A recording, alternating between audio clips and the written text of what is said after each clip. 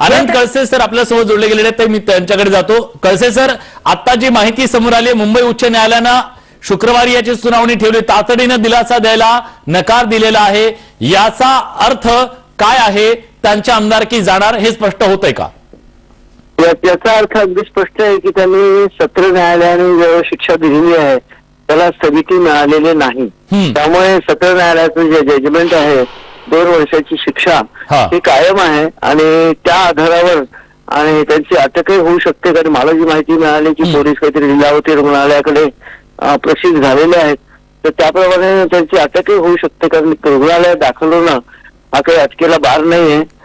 आणि दुसरं म्हणजे त्याची आमदारकीचं नोटिफिकेशन जे आहे ते सुद्धा निघू शकेल, कारण त्या जजमेंटची कॉपी विधिमंडळ सचिवालयाने मागवली असावी.